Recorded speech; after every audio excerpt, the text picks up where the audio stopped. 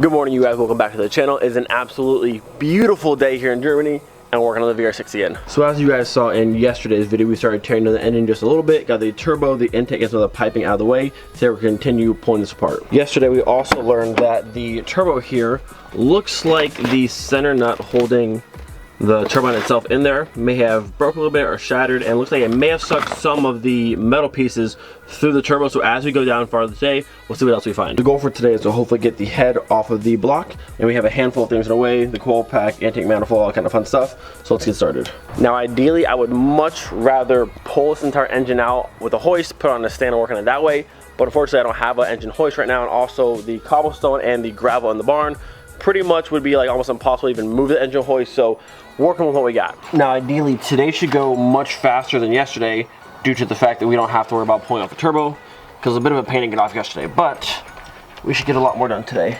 I wish these spark plug or these sparkle wires had the nice Mark IV style pulls, because I hate doing it like this. I was afraid I would tear this wire. Get off of there. There's one.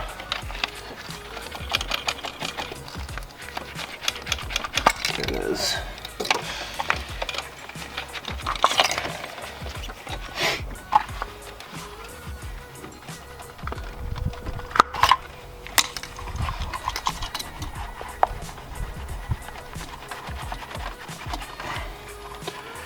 You're almost out of there. There it is. Last one. Yeah, Mark IV style poles on the sparkle wires, much nicer. Let's these out of our way. Now we can go ahead and unplug right here on top of the coil pack, that one there. Now we have 4, 1, 2, and then 2 on the bottom side. I believe they're 5 or 6 millimeter Allen keys, and then this whole thing comes off. Alright, so these ones here on the coil pack are in fact 5 millimeter. We'll get them off, and there's 4 of them. One thing I really do appreciate that I'm glad we did when I had pulled my 2.0 out before I did my VR6 swap, I'm glad we relocated the battery to the trunk, relocated the power steering, and just partially shaved my bay, because working with like all this other stuff in the way, it's like it makes it so much harder to get to anything. Like with a shaved bay, like everything's just so much easier. Just reach around, get your hand to all those spots, and with all this factory stuff in here, it's just in the way.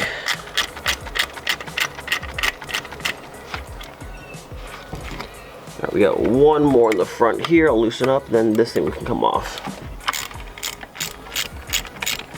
Alright.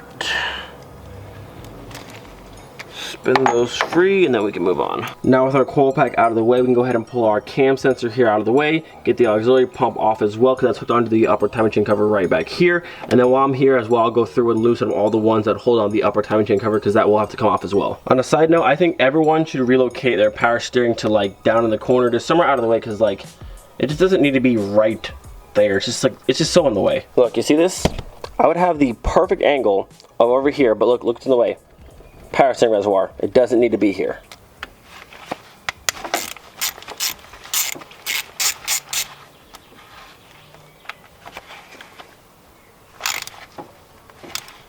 Oh, don't spin on me. Don't do that. Don't be that guy. No, no, no, no, no, no, no. This is why Allen keys are stupid. Don't you spin on me like that. The day has just started. Please don't be that guy right now.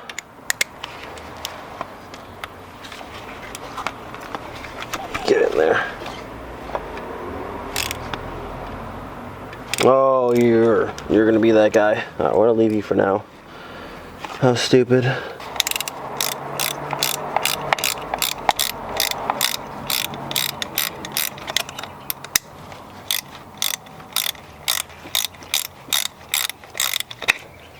Alright, there goes all of that out of my way.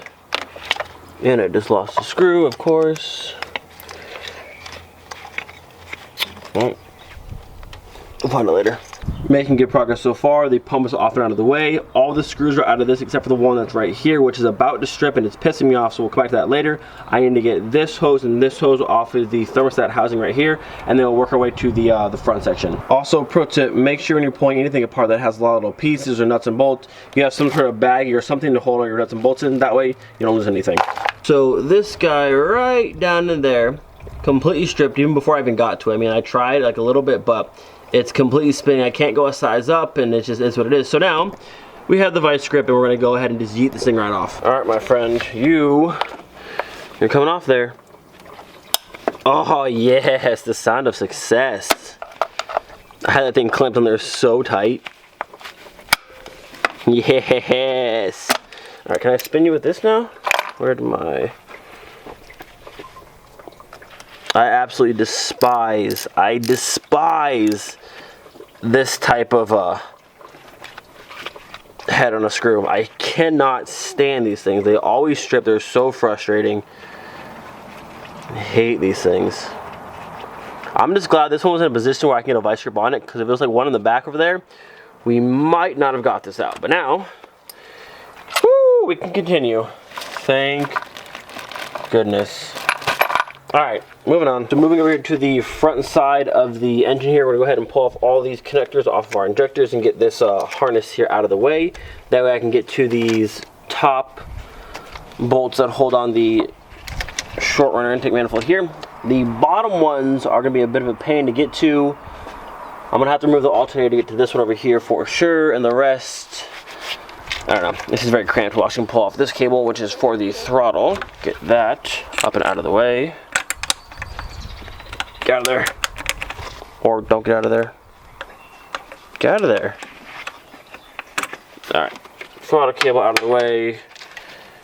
Injector harness. Oh, we're plugged in somewhere down here still. I think this is to the, oh yeah, the top of the oil cooler. I'll unplug that in just a second. But now I can at least see the bolts here. Alright, as you can see, I got the fuel rail and the wiring for the fuel rail all out of the way. And now we're working on these Allen key bolts on the top of here.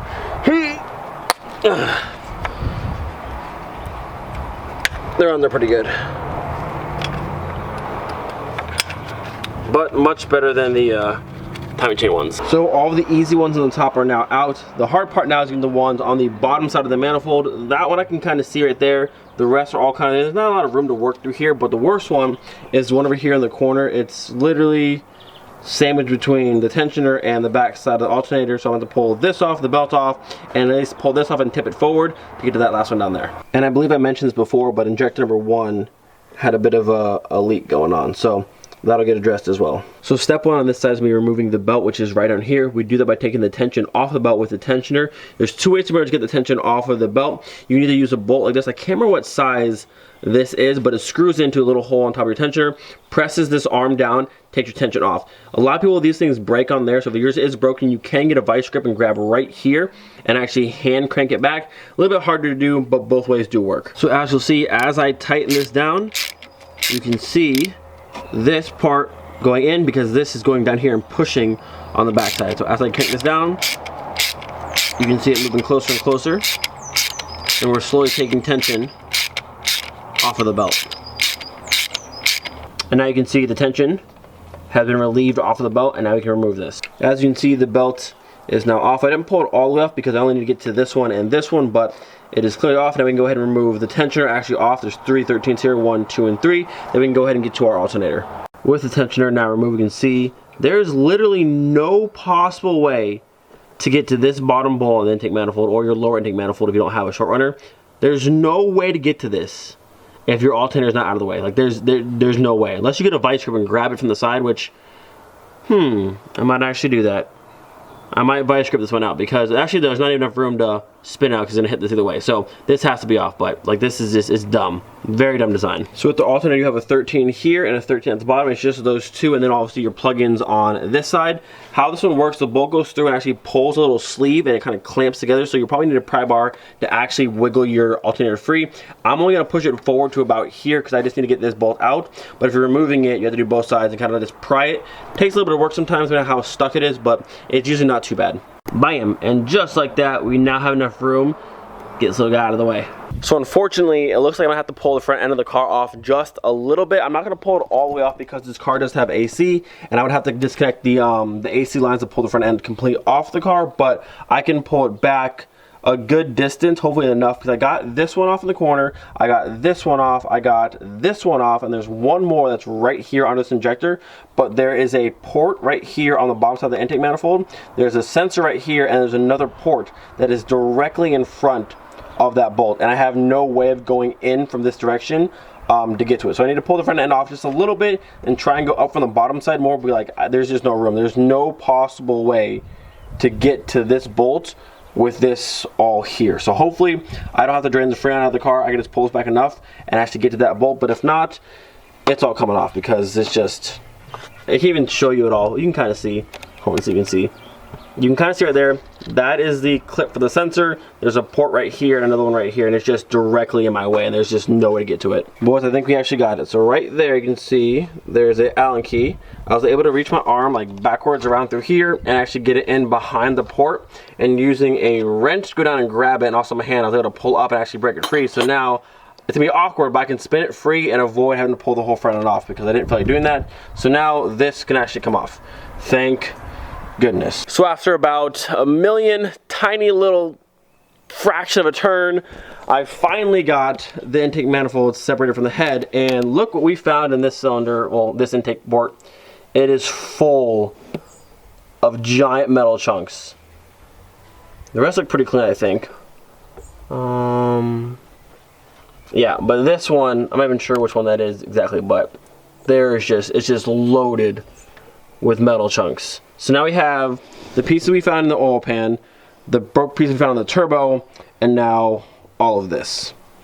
So not looking good. So last time I messed with this car, I pulled off the valve cover, looked over like the cams and stuff. Those look to be fine, but now seeing all of that, I mean that's a lot of stuff in there.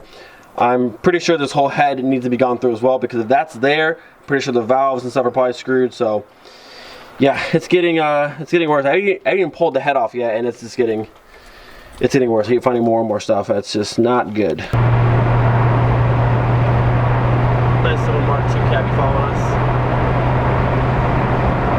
So it's not a rule for all of Germany yet, but as far as going on in and out of base, you have to have a mask at the gate, and then any place where you can't be like 6 feet away from somebody else, you gotta wear a mask. So I got my mask, she has hers. She has a cool little one that she made, but I've had this for a while, so it's getting worse, boys.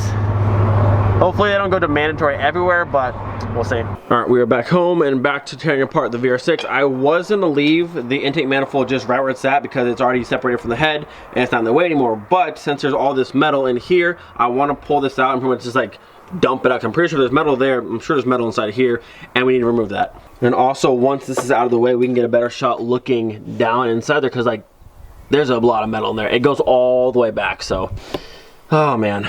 So on the bottom side of the manifold here, you can see we have this hose, and in between there's also a connector. I'm pretty sure that's the IAT sensor, I would assume. And then just some breathers here. There's 2 hoses. I'm not sure what they're actually for altogether, but we need to pull these off, and then we can go ahead and pull the entire thing. Oh, it's this one. 7? 7. All right. We'll get this one off, and the next one, and then this thing can be completely pulled out of here. So many inconvenient things. Please get off there. Twist. No, not doing it. Not having it today. You're just not having it. Breaker free. There we go. There we go. All right. All right. First one is off. Like tees off and goes that way. I'm not even sure what this is really for, but that one's off. And now this one has a hose clamp. Grab our vice grippy here. If I can get a better angle.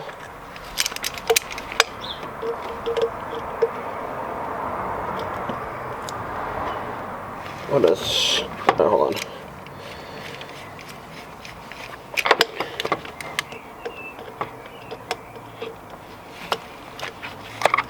on. Okay.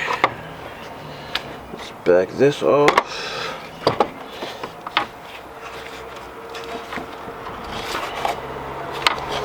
Twist. Flat head again. There it is. There it is. Okay, and now this should be free. Thank goodness. Whew. Looking good, looking good, looking good. Oh no. Yeah, there's a hefty amount of chunks in there. What would that be? There's chunks in the oil pan and chunks up here. I have no idea what that'd even be. Looking at the hoses that came off of the intake manifold, this one just goes to the brake booster, and then this one over here goes to a T that's right back over here that goes to the wastegate. So that one's for the turbo and this one's for the brake booster. So just very normal stuff. I just wasn't sure it was at first, but that's all it is. I got a bunch of metal pieces coming out of the manifold here, and I hadn't even fully tipped it over yet. I kind of just set it down and it started falling out. So I'm gonna tip it over and see how much we get out of here. See what we get here. Got some more shavings coming out. There's some pieces that are stuck inside this one. Look at that, just falling out of there. I wonder if something broke inside of here, and this is where it started from. I don't see any like broken pieces off the bat, but it may have started here. Lots of little metal pieces all over. Interesting. I'm gonna go ahead and pull the throttle body off as well and check inside here. Maybe something broke up here. That's what it was. We'll see. Give you guys a little update so far. So this is the metal stack we got from the oil pan, and now this is the metal stack we've got from the head so far, the intake manifold, and also as far as I can reach back inside the head. This section here is a bit rounded. I'm not quite sure exactly what these pieces are yet. We have a few of those pieces, and then more of these chunks over here. It's just, we're getting more and more metal, and it's not looking too good. All right, so I got the throttle body off the manifold. It's actually a throttle body spacer or adapter in the middle, and then it goes to the manifold here. There's some chunks you can see right there at the very front side of the manifold. So it may be from that piece that broke off the turbo that got sucked through here. It might be something else. Maybe something in the inner core itself broke and sucked through this side and up into here. I didn't see any metal at all in this tube. And I didn't see any metal inside of the throttle body, so maybe that's just stuff that got shot back from this side out and then into here. It might not be anything from the front side, but we're just exploring every little option. So, piece of metal in here, but I don't know if it's from anything from this side or if it just came shooting back up from there. Definitely made some good progress today. All this is cleared out, the coil pack's off. Only thing left to do is actually pull the head off. We have obviously the head studs through here, the ones inside, the ones on the back side, and then the top cover and the chain. And then after that, we should be able to lift the entire thing up and off, and also the crack pipe, because that's connected to the bottom side of the thermostat housing. Once those last pieces are off, we'll be able to, hopefully I can lift this up and out and remove the entire head. I'm gonna go ahead and end the video here. I think we had a pretty good starting point for today. We'll probably pick back up the engine on Monday, since tomorrow's actually Easter Sunday, so hopefully you guys have a very happy Easter. Man, oh man, as we dig deeper and deeper into the VR6, I wonder just how many more surprises we're gonna find in this thing, and how many like just chunks of metal are just scattered around this thing. As always, thank you guys so much for watching today's video. Hopefully you enjoyed. I think at this point we're about 95 subs away from 16K, which is crazy because we just hit 15,000 and we're nearly at 16,000. Like, the support for the videos has been absolutely amazing, so thank you guys so much. Don't forget, be thankful for every single day. We'll see you guys next time. Peace.